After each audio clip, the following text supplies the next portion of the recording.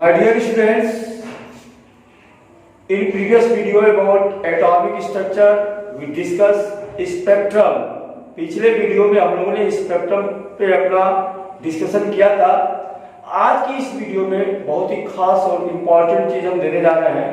आप हमारे वीडियो को लास्ट तक देखें, चैनल को हमारे सब्सक्राइब करें, लाइक करें।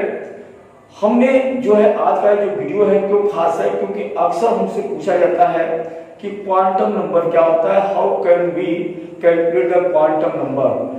हमको पूछा जाता है कि ब्लैक बॉडी रेडिएशन क्या होती है या फोटो इलेक्ट्रिक इफेक्ट क्या होता है। तो हम बहुत ही सिंपल तरीके से इन सब चीजों को देखेंगे। सबसे पहले देखें कि ब्लैक बॉडी रेडिएशन क्या होता है या ब्लैक बॉडी होता क्या है। तो हम कहेंगे an object which are able to absorb, an object which are able to absorb are radiation fall on it. जो भी रेडिएशन उसके ऊपर गिर रहा है, उस रेडिएशन जो वेरियस वेवलेंथ का है उसको एब्जॉर्ब करने वाला ऑब्जेक्ट ही ब्लैक बॉडी कहलाता है। तो हम कैसे डिफाइन करेंगे, हम कहेंगे कि N object which is able to absorb all radiation fall on it at all wavelength is known as black body, and when black body kept a certain temperature it emits radiation with characteristic frequency। यानी जब उस black body को हम किसी certain temperature पे रखेंगे तो उससे जो है जो रेडिएशन इमिट होगा उस रेडिएशन को हम कहेंगे ब्लैक बॉडी रेडिएशन। और ब्लैक बॉडी रेडिएशन का होना ये क्वांटम थ्योरी को प्रूव करता है। ये बताता है कि जो लाइट का नेचर है वो पार्टिकुलेट नेचर है, यानी जो प्लांक की क्वांटम थ्योरी है उसको ये सजेस्ट करता है ब्लैक बॉडी रेडिएशन। दूसरी बात हम जानेंगे कि फोटो इलेक्ट्रिक इफेक्ट क्या होता है।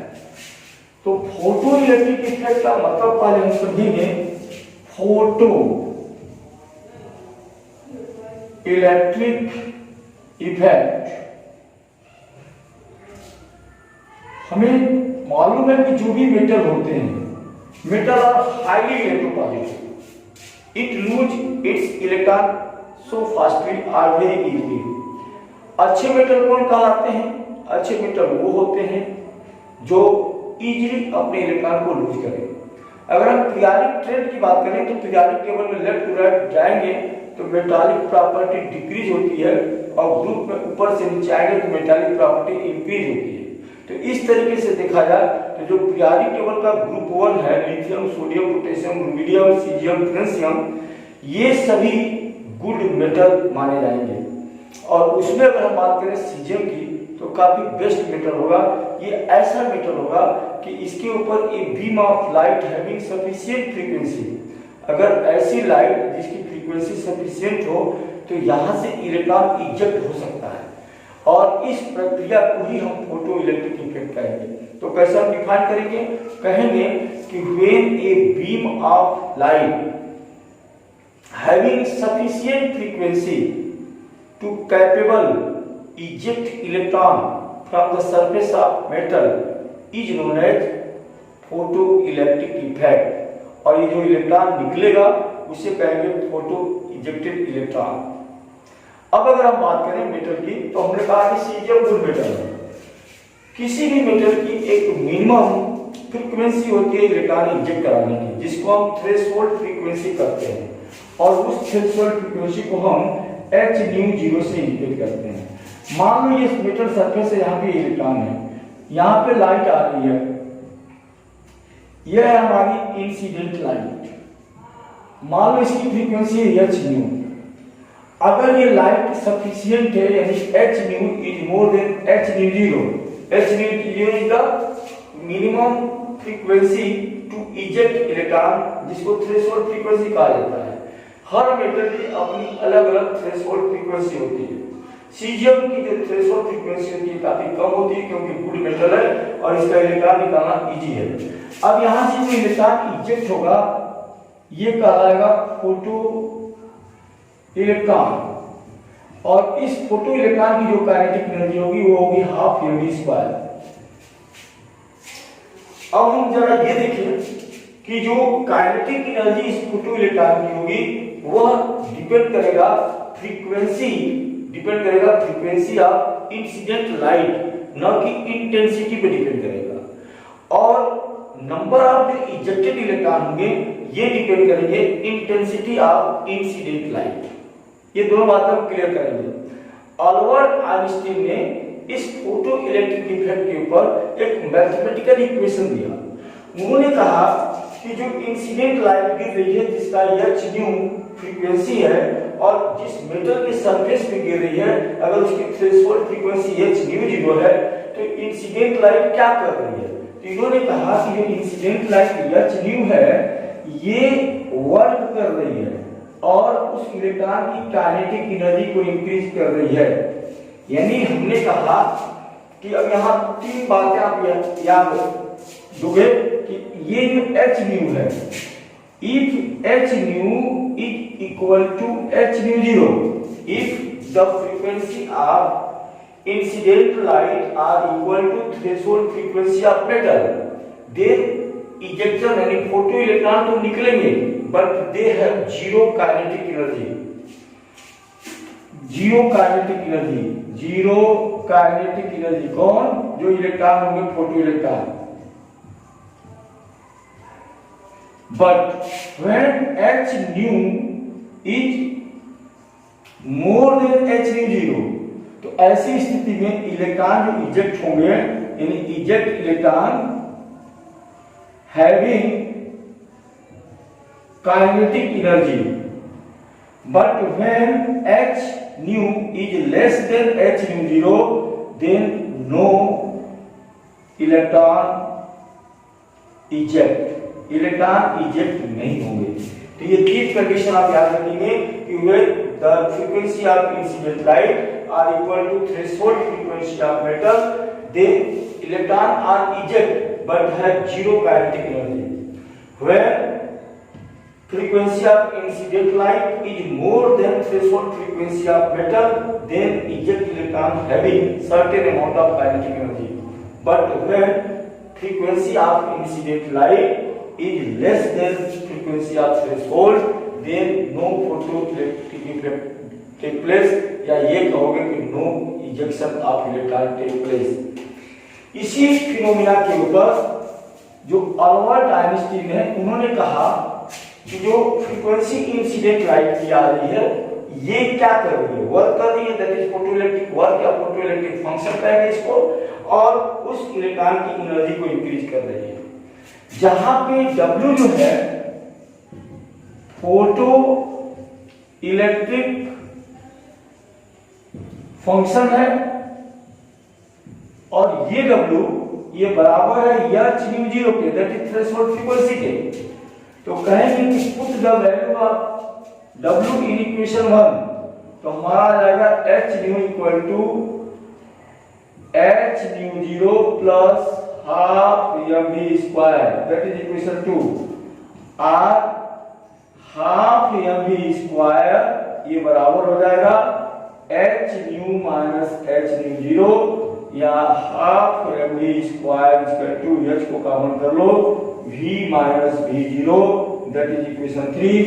और इक्वेशन 3 को हम लिख सकते हैं हाफ mv स्क्वायर का मतलब काइनेटिक एनर्जी, यानी kinetic energy of photo electron, that is photo electron जो रिजेक्ट हुआ है फोटो इलेक्ट्रॉन ये बराबर हो जाएगा h जो प्रोटॉन कांस्टेंट है v माइनस v0, ये है थ्रेशोल्ड फ्रीक्वेंसी और ये है frequency of incident light. This equation 4 is known as Einstein photo electric equation. और इस आइंस्टीन फोटो इलेक्ट्रिक इक्वेशन की वजह से अल्बर्ट आइंस्टीन को इस विशेष कार्य के लिए नोबेल प्राइज 1921 में दिया गया, ये आप याद रखेंगे। अब हम लोग चलते हैं जो आपको बताया कि इस वीडियो में आज हम 2-3 पॉइंट को एक्सप्लेन करने वाले हैं। इसमें हमने ब्लैक बॉडी रेडिएशन देखा, फोटो इलेक्ट्रिक इफेक्ट देखा।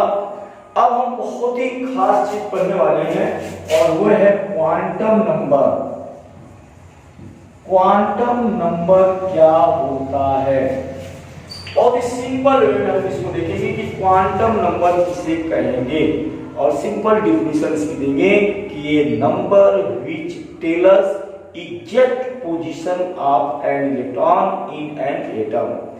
ऐसा नंबर, ऐसी संख्या जो हमें इलेक्ट्रॉन की सही लोकेशन बताए, कहां पे, एटम के अंदर, वो कहलाता है क्वांटम नंबर।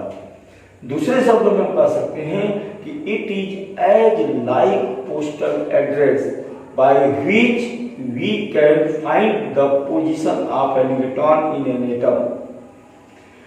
ये जो क्वांटम नंबर होता है, क्वांटम नंबर को हम 4 टाइप में पढ़ेंगे। पहले क्वांटम नंबर को हम कहते हैं principal quantum number, principal quantum number, और इसको डिनोट करते हैं n से। ये हमें क्या बताता है, तो it tells us about the number of shell related to electron, related to electron. यह उस इलेक्ट्रॉन का सेल बताता है कि वह इलेक्ट्रॉन किस सेल के अंदर है, या ये कहो कि it tells us about the information of orbit, shell की जानकारी देता है कि इलेक्ट्रॉन किस सेल से रिलेटेड है। इसकी वैल्यू कभी 0 नहीं हो सकती है, इसकी वैल्यू 1 2 3 4 5 6 7 जो भी है, बट दे आर नॉट 0। ऐसा कोई एटम नहीं होगा जिसके अंदर सेल ना हो। क्लियर। सेकेंड हम चलेंगे, सेकेंड को हम कहते हैं azimuthal quantum number, azimuthal quantum number, और इसको यल से डिनोट करते हैं। ये हमें किस चीज की जानकारी देती है, तो ये हमें सब सेल की जानकारी देती है, ये हमें सब सेल की जानकारी देती है। और इसकी जो वैल्यू होती है वो प्रिंसिपल क्वांटम नंबर के ऊपर डिपेंड करती है, और किस इक्वेशन के द्वारा n-1। अब जरा इसको हम एक्सप्लेन करेंगे। मान लिया जाए कि अगर नंबर ऑफ सेल 1 है, तो इस फार्मूले के अनुसार n की वैल्यू 0 हो जाएगी। अगर हम n की वैल्यू 2 मानते हैं, 1 और 2, तो n की वैल्यू 0 और 1। अगर n की वैल्यू 3 मानते हैं, तो 3 का मतलब क्या हो गया, 1 2 और 3, तो n की वैल्यू 0 1 2। अब याद रखोगे कि अगर l की वैल्यू 0 है, इसका मतलब यस, देखो यहां पे आप याद रखोगे कि l की वैल्यू यस p d और f के लिए, यस के लिए 0, p के लिए 1, d के लिए 2, f के लिए 3, ये वैल्यू आप याद रखोगे। तो अगर n 1 है तो निश्चित है कि यहाँ पे एक ही सबसेल होंगे, वो होगा 1s। अगर n 2 है तो वहां पे 2 सबसेल होंगे, 2s और 2p। हमसे पूछेगा कि क्यों दूसरे सेल में 8 ही इलेक्ट्रॉन आ सकते हैं, तो 2s 2p की वजह से यहाँ पे मैक्सिमम 2 इलेक्ट्रॉन और यहाँ पे मैक्सिमम 6 इलेक्ट्रॉन। n = 3, तो यहाँ पे क्या आ जाएगा, 3s 3p 3d। और इसीलिए जैसे जैसे सेल बढ़ेंगे वैसे वैसे सब सेल बढ़ेंगे, और नंबर ऑफ कैपेसिटी जो इलेक्ट्रॉन होल्डिंग की होगी वो बढ़ती जाएगी। अगर हम बात करें n = 4 की, तो निश्चित है कि n अगर 4 होगा तो 4 का मतलब क्या हो गया, 1 2 3 4। तो 1 के लिए 0, 2 के लिए 1, 3 के लिए 2, 4 के लिए 3, और ये जब होगा तो इसको कहेंगे 4s 4p 4d 4f, and this is the reason that L = 4 contain maximum 32 electron. और किसी भी सेल के अंदर 4 से ज्यादा सबसेल नहीं होंगे। तो बोरबरी का जो रूल है कि not any shell having more than 32 electron, यानी 32 से ज्यादा इलेक्ट्रॉन कोई भी सेल नहीं रखेगा। This is the reason. अब हम चलते हैं तीसरे क्वांटम नंबर पे, और तीसरे को हम बहुत ही इंपॉर्टेंट तरीके से समझेंगे। तीसरे को हम कहते हैं मैग्नेटिक क्वांटम नंबर, और इसको हम डिनोट करते हैं m से। मैग्नेटिक क्वांटम नंबर हमें क्या बताता है, तो ये हमें ऑर्बिटल की जानकारी देता है कि इलेक्ट्रॉन किस ऑर्बिटल में लोकेटेड है। यानी the magnetic quantum number represented by small m tell us information about orbital where electron are related। इसकी जो वैल्यू होगी वह L के ऊपर डिपेंड होगी और वो जो क्वेश्चन होगा the total number of m equal to 2l plus 1 and the value of m can be written as -L0 plus l। जैसे अगर हमको कहा जाए कि l की वैल्यू 0 है तो याद करो m की वैल्यू 0 होगी मींस ओनली 1 ऑर्बिटल होंगे। कितने ऑर्बिटल होंगे? 1 ऑर्बिटल होंगे। अगर l की वैल्यू अगर 1 आ जाए तो m की मैक्सिमम वैल्यू कितनी हो जाएगी? 3 हो जाएगी। यानी कितने ऑर्बिटल होंगे? 3 ऑर्बिटल होंगे और इनको हम कैसे लिखेंगे? -1 0 प्लस 1 और ये चार्ट ऐसा बना लेंगे। इसका मतलब कि अगर z की वैल्यू 1 है तो कौन सा ऑर्बिटल होगा? p होगा और वैल्यू होगी -1 0 प्लस 1। अगर z की वैल्यू 2 हो जाए तो निश्चित है कि बाय दिस इक्वेशन m की वैल्यू कितनी आ जाएगी? 5 आ जाएगी। यानी कितने ऑर्बिटल होंगे? 5 ऑर्बिटल होंगे। आपको कितने डब्बे यहाँ बनाने हैं? 5 डब्बे बनाने हैं ऐसे। और ये इनकी वैल्यू कैसे लिखोगे? -2 -1 0 प्लस 1 प्लस 2। अगर इलेक्ट्रॉन की लोकेशन यहाँ है तो m की वैल्यू -2 हो जाएगी। इलेक्ट्रॉन की लोकेशन यहाँ है -1, यहाँ है 0। इस तरीके से हम इसको रिप्रेजेंट करेंगे। अभी हम लोग इसके ऊपर एग्जांपल सॉल्व करेंगे। अब हम चलते हैं अगले क्वांटम नंबर पे और अगला है स्पिन क्वांटम नंबर और स्पिन क्वांटम नंबर को हम डिनोट करते हैं s से। ये है spin quantum number tell us the orientation of electron. एक ऑर्बिटल में जो इलेक्ट्रॉन होते हैं 2 होते हैं, या तो क्लॉकवाइज होते हैं या एंटी क्लॉक होते हैं। तो अगर इलेक्ट्रॉन का ओरिएंटेशन क्लॉकवाइज है तो इसके लिए s की वैल्यू होती है +12, इसके लिए +12 हो जाएगी। और अगर एंटी क्लॉकवाइज है तो इसके लिए -12 हो जाएगी। It means s have only 2 value +12 and -12। +12 for clockwise orientation and -12 for anti clockwise orientation. अब हम लोग जरा एक दो एग्जांपल लेकर के इसको सॉल्व करते हैं कि हमसे पूछा कैसे जाएगा। मान लो अगर हमको दे दिया जाए कि सल्फर 16 के लास्ट इलेक्ट्रॉन का, किस इलेक्ट्रॉन का? लास्ट इलेक्ट्रॉन का क्वांटम नंबर आप निकालें। तो हमको करना क्या है? सबसे पहले तो इसका आपको इलेक्ट्रॉनिक कन्फिगरेशन करना है।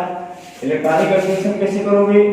1s2 2s2 2p6 3s2 3p4। अब हम देखेंगे कि इसका लास्ट इलेक्ट्रॉन कहां गया होगा। तो निश्चित है कि लास्ट इलेक्ट्रॉन यहां आया होगा। अब अगर यहां लास्ट इलेक्ट्रॉन आया है तो अब हम इसकी वैल्यू निकालेंगे। तो सबसे पहले वैल्यू निकालेंगे n जो है क्या आपको बताएगा? सील की जानकारी देगा। तो n की वैल्यू हो जाएगी 3। L हमें क्या बताएगा? L हमें बताएगा कि कौन सा सबसे p के लिए L की वैल्यू होगी 1। अब m की वैल्यू अभी नहीं लिखेंगे। L अगर 1 है तो m की वैल्यू 3 हो सकती है। कौन कौन से 3? तो 3 ऐसे आप डब्बे बनाओगे। एक होगा -1, एक होगा 0, एक होगा +1। और अब हम p को जो दिया हुआ है इसका हम कॉन्फ़िगरेशन करेंगे। किस आधार पर करेंगे? हुन्स रूल के आधार पर करेंगे। हमने वीडियो में बताया हुआ है। हुन्स रूल ये कहता है कि सबसे पहले 1 इलेक्ट्रॉन सबमिट आएंगे, उसके बाद अगर बचता है तब पेयरिंग होगा। लास्ट इलेक्ट्रॉन ये वाला होगा, क्योंकि देखो यहाँ पे हो गया आपके 12, ये 13 14 15 और ये हो गया 16। 16 जो लास्ट में है ये कौन से घर में गया? -1। ये आपकी वैल्यू हो जाएगी -1। डायरेक्शन नीचे है तो इसकी वैल्यू हो जाएगी -12। तो this is the quantum number of last electron of sulphur 16। हमें ये भी पूछ सकता है किसी बीच वाले का, कोई सी भी इलेक्ट्रॉन का हमसे पूछा जा सकता है। जैसे मान हमसे पूछ देगा कि आयरन 26 के 23rd इलेक्ट्रॉन का क्वांटम नंबर निकालो। किसका निकालना है? 23rd का। तो हम सबसे पहले वही है, हमको क्या करना है? इसका कॉन्फ़िगरेशन करोगे। कॉन्फ़िगरेशन करोगे तो क्या हो जाएगा? 1s2 2s2 2p6 3s2 3p6 4s2 3d6। This is the configuration of iron 26। अब हम देखेंगे कि इसका जो है 23 नंबर वाला इलेक्ट्रॉन कहां पे। यहां देखो, ये आपका हो गया 2 2 4 6 10 2 12 6 18 2 20। ये पहले इलेक्ट्रॉन आया होगा 20। अब इसके बाद यहाँ पे आए हैं तो 21 से लेकर 26 तक यहाँ है। कहां से कहां? 21 to 26। हमको 23 पूछा है, इसका मतलब इसी घर में क्या होगा? n की वैल्यू देखेंगे तो n की वैल्यू हो गई 3, l की वैल्यू देखेंगे तो l की वैल्यू हो गई 2 क्योंकि d सबसेल है। m की वैल्यू के लिए रुक जाएंगे। अगर l की वैल्यू 2 है तो m की वैल्यू कितनी हो सकती है? -2 -1 0 +1 +2। अब इसके नीचे आप ऑर्बिटल पिक्चर बना लोगे। अब आपने पिक्चर बना लिया। अब हम देखेंगे इलेक्ट्रॉन जा कहां रहा है। ये हो गया है 20, d6 है 1 1 करके अकॉर्डिंग टू हुम्स रूल आप इलेक्ट्रॉन की फिलिंग करोगे। उसके बाद इलेक्ट्रॉन यहां आएगा। हमसे पूछा गया है 23। तो ये 20 थे, ये 21, ये 22, ये 23, ये 23 है। m की वैल्यू हो गई 0 और डायरेक्शन ऊपर है तो s की वैल्यू हो जाएगी +12। तो this is the quantum number of 23rd electron related to iron. अब हमसे कुछ क्वेश्चंस ऐसे भी पूछे जा सकते हैं। हमें पूछेगा कि गिवन इंफॉर्मेशन